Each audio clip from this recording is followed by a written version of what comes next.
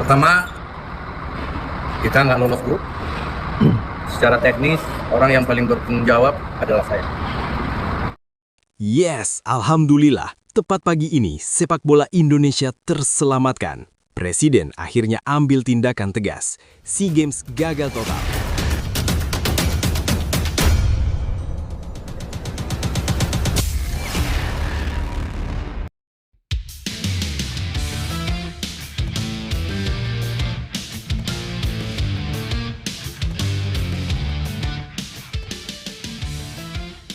Yes, alhamdulillah. Tepat pagi ini, sepak bola Indonesia terselamatkan. Presiden akhirnya ambil tindakan tegas. SEA Games gagal total. Presiden instruksikan PSSI kembalikan Shin Tae-yong dan tolak mentah-mentah pelatih dari Eropa. Kita orang Asia, budaya kita Asia. Ngapain bayar mahal-mahal nyari pelatih dari Eropa? Saya mau timnas Indonesia dilatih orang Asia. Pantas Presiden marah. Inilah 4 kegagalan timnas Indonesia setelah ditinggal Shin Tae-yong, terbaru di SEA Games 2025. Benarkah begitu? Begini faktanya teman-teman. Tapi, Mimin minta tolong tonton video ini sampai selesai agar tidak ada kesalahpahaman yang terjadi. Dan tak bosan-bosan juga, tolong like dan share video ini ke media sosial kalian agar semua orang tahu apa yang sedang terjadi.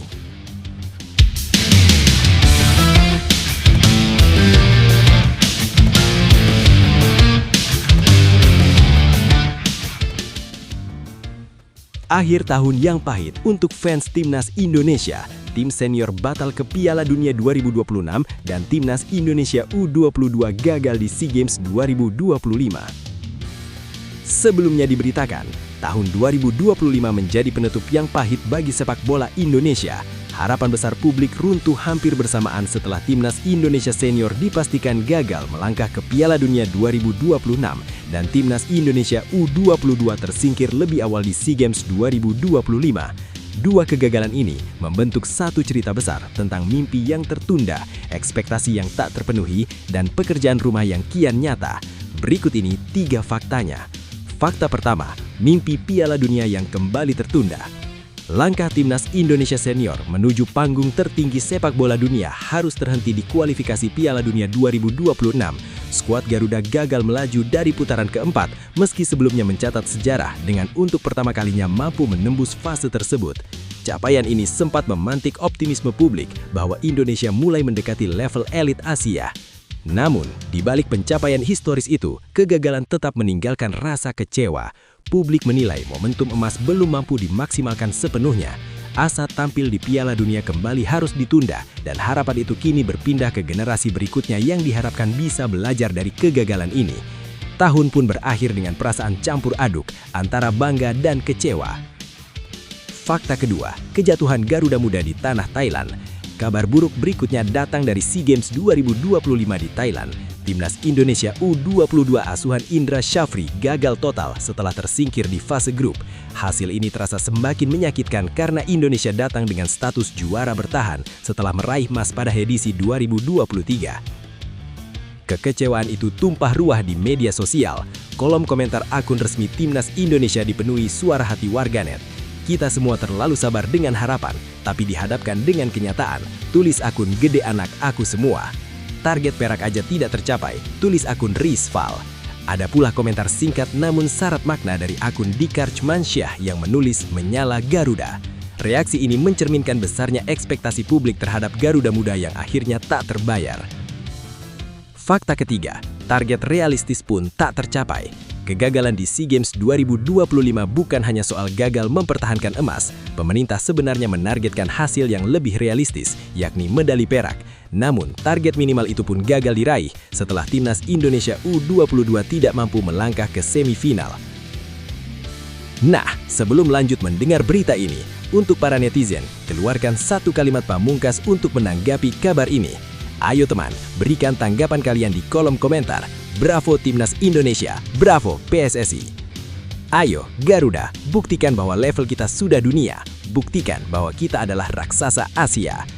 Di sisi lain, jangan lupa juga satu kalimat khusus untuk Erick Thohir CS yang sedang berusaha keras memajukan sepak bola Indonesia.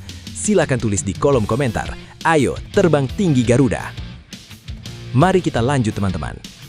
Situasi ini menjadi catatan penting bagi evaluasi menyeluruh sepak bola nasional. Program pembinaan, strategi kompetisi, hingga kesiapan mental pemain kembali dipertanyakan.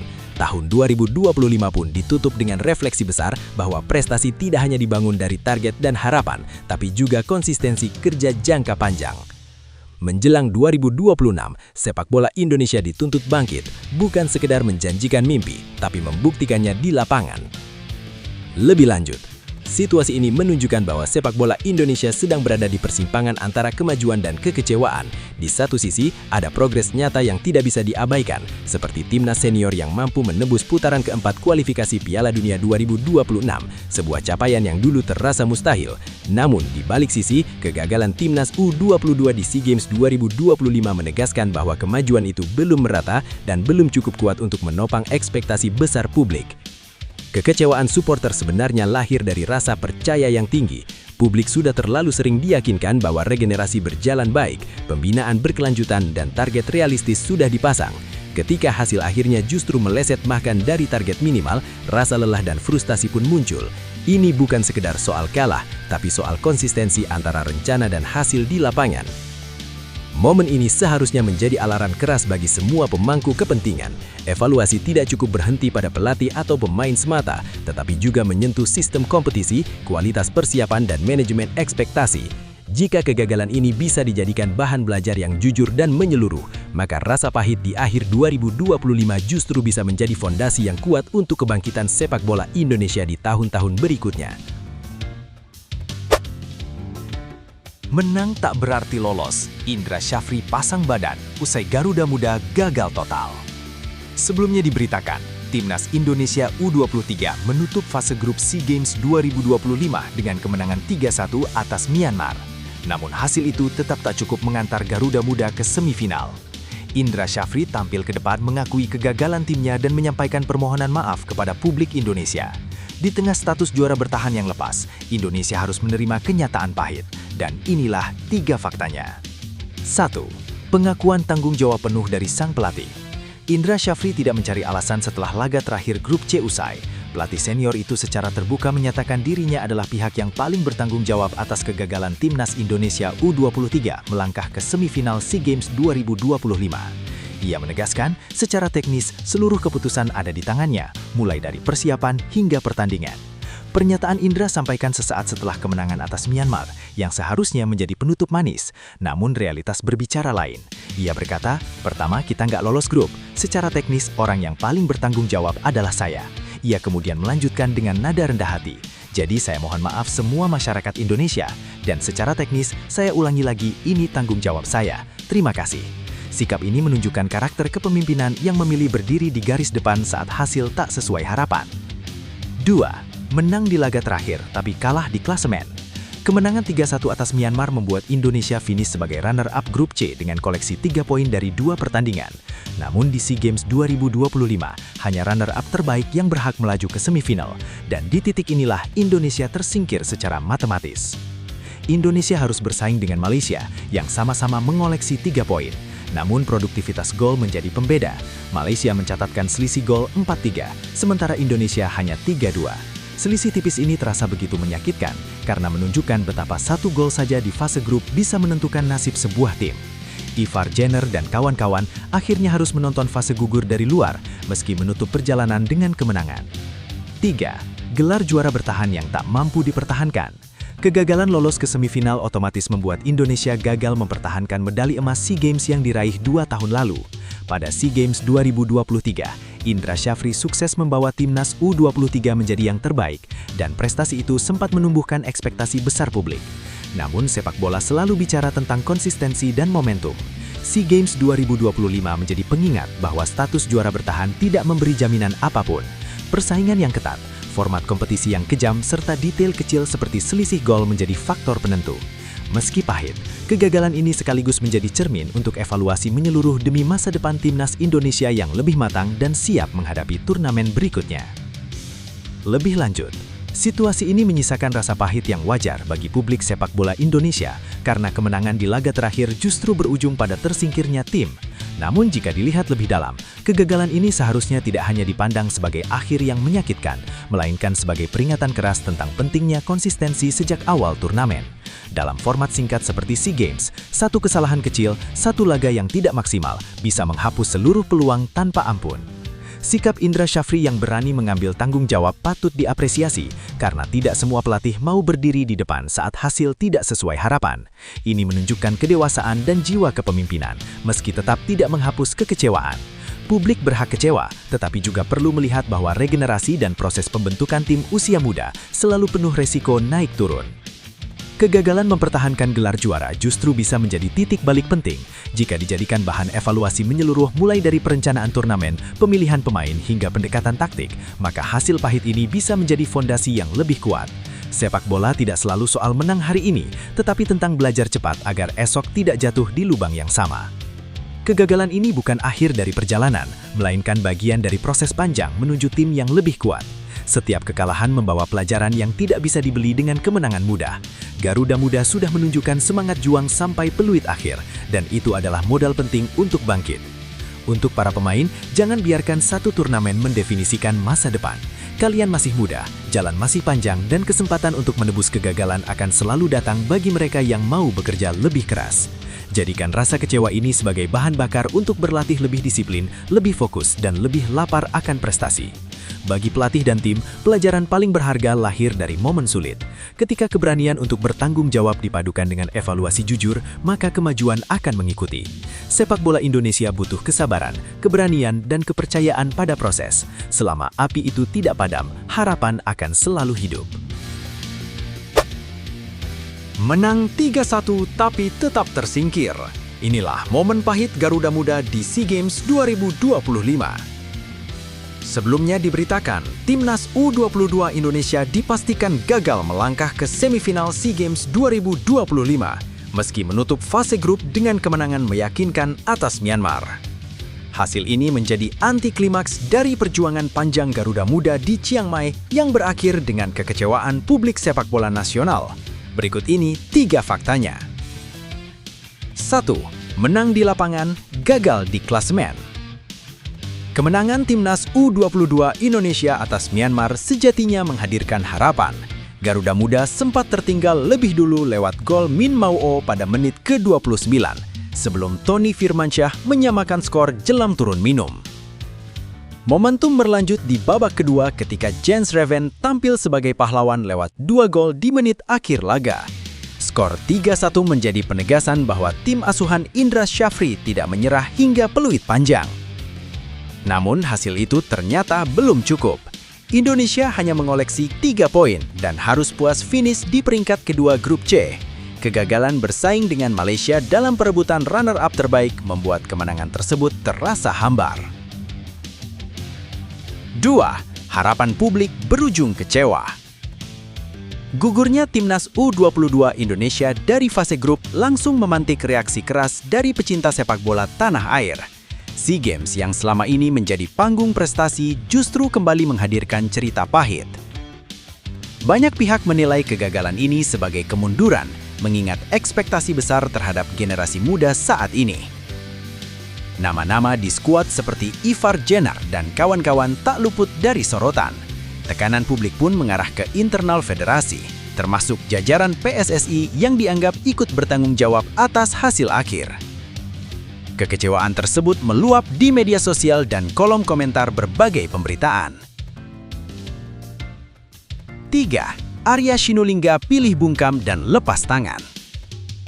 Di tengah derasnya kritik publik, perhatian tertuju pada anggota Komite Eksekutif PSSI Arya Sinulinga yang selama ini dikenal aktif mengomentari Timnas Indonesia. Namun kali ini Arya justru memilih mengambil jarak dari kegagalan Timnas U22 di SEA Games 2025. Melalui akun media sosial pribadinya, Arya menyampaikan sikap singkat yang memicu beragam tafsir dari warganet. Minta maaf, urusan Timnas sepak bola putra untuk SEA Games saya tidak mengerti. Silahkan tanya yang mengerti, tulis Arya Sinulinga.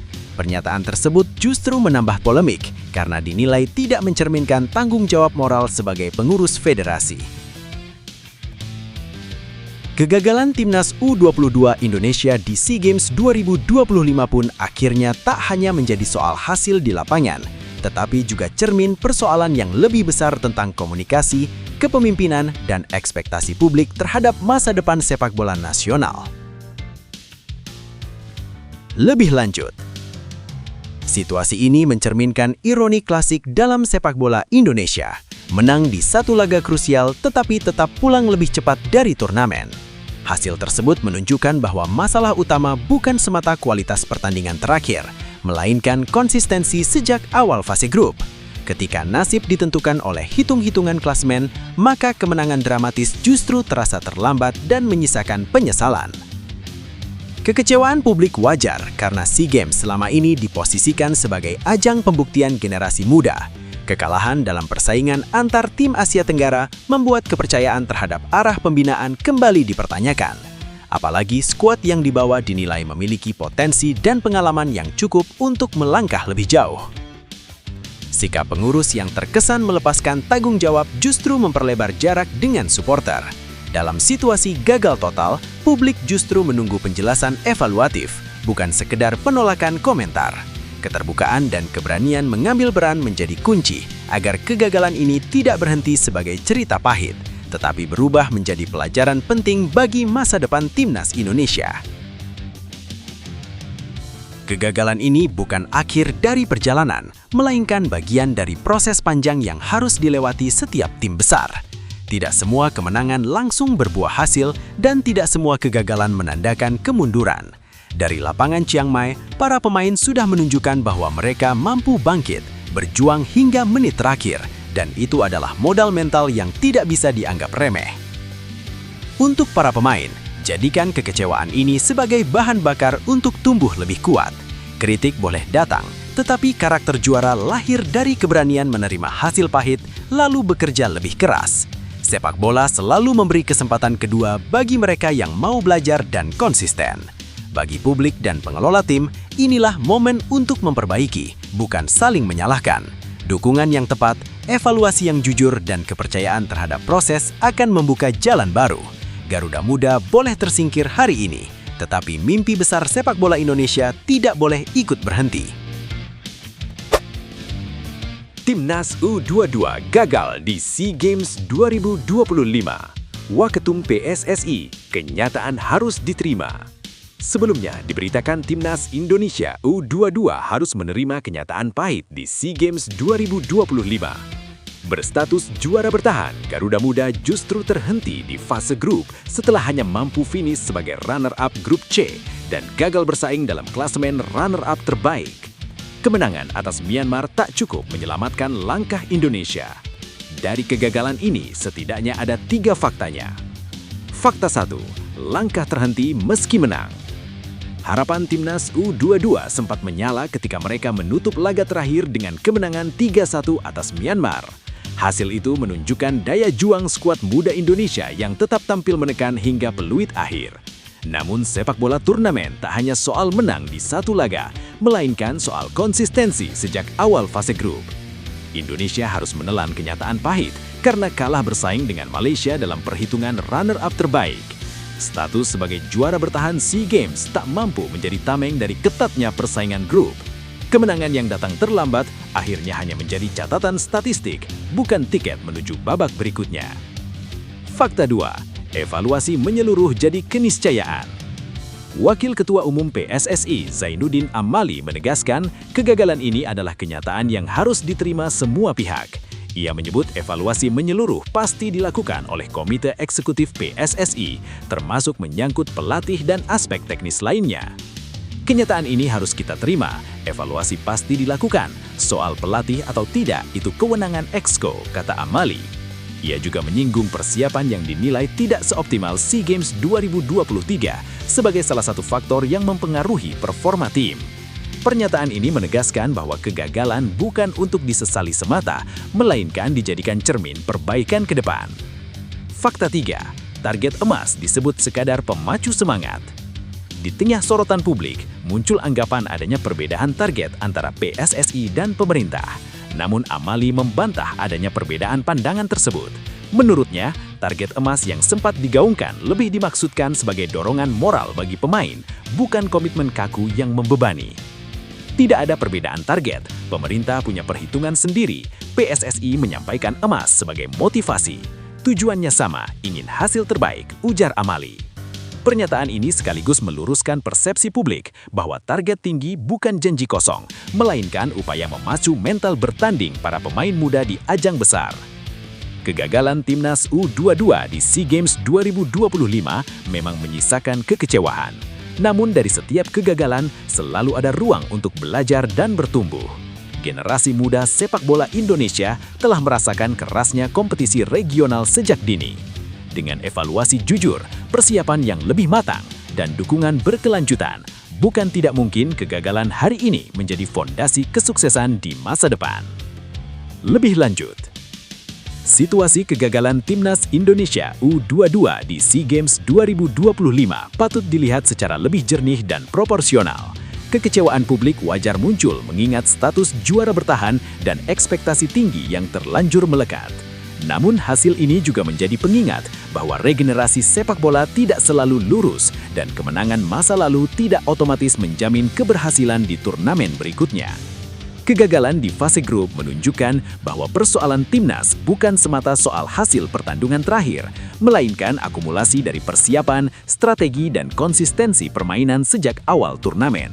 Dalam konteks ini, evaluasi menyeluruh menjadi kebutuhan mutlak, bukan untuk mencari kambing hitam, tetapi untuk memastikan pembinaan berjalan ke arah yang benar. Target tinggi yang dijadikan motivasi seharusnya tetap diiringi dengan kesiapan teknis yang matang. Jika target hanya berhenti sebagai dorongan moral tanpa fondasi persiapan yang kuat, maka tekanan justru bisa berbalik menjadi beban bagi pemain muda. Kedepan, penyelarasan antara target ambisi dan kesiapan real team perlu menjadi perhatian utama. Pada akhirnya, kegagalan ini bukan akhir dari perjalanan sepak bola Indonesia. Justru di titik inilah komitmen pembenahan diuji, apakah federasi mampu belajar dari hasil pahit atau kembali mengulang pola yang sama. Publik tentu berharap kekalahan hari ini menjadi harga mahal untuk prestasi yang lebih berkelanjutan di masa depan. Penyebab Timnas Indonesia U22 gagal lolos semifinal SEA Games 2025 meski punya poin dan selisih gol sama dengan Malaysia U22. Menang tapi tersingkir, kisah pahit Garuda Muda di SEA Games 2025. Sebelumnya diberitakan Timnas Indonesia U22 gagal melangkah ke semifinal SEA Games 2025 meski menutup fase grup dengan kemenangan dan memiliki poin serta selisih gol yang sama dengan Malaysia U22. Kemenangan 3-1 atas Myanmar U22 di laga terakhir grup C ternyata belum cukup membawa Garuda Muda melaju. Ada 3 faktanya. Fakta pertama, drama klasemen runner-up terbaik. Harapan Timnas Indonesia U22 sempat membuncah ketika peluit panjang berbunyi di 700th Anniversary Stadium Chiang Mai. 3 gol yang dicetak Tony Firmansyah dan 2 kali Jens Reven memastikan kemenangan atas Myanmar U22. Dengan hasil itu, Indonesia finish sebagai runner-up grup C dengan koleksi 3 poin dan selisih gol +1. Namun, drama sesungguhnya terjadi di klasemen runner-up terbaik SEA Games 2025. Indonesia harus bersaing dengan Malaysia U22 dari grup B dan Timor Leste U22. Ketiganya sama-sama mengoleksi 3 poin. Indonesia dan Malaysia bahkan identik dalam selisih gol +1. Sayangnya aturan turnamen berbicara lain. Produktivitas gol menjadi penentu akhir. Malaysia U22 unggul dengan 4 gol, sementara Indonesia hanya mencetak 3 gol.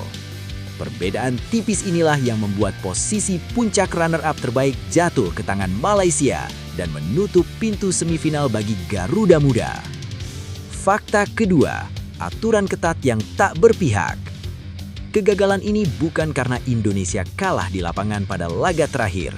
Justru Garuda Muda menang meyakinkan.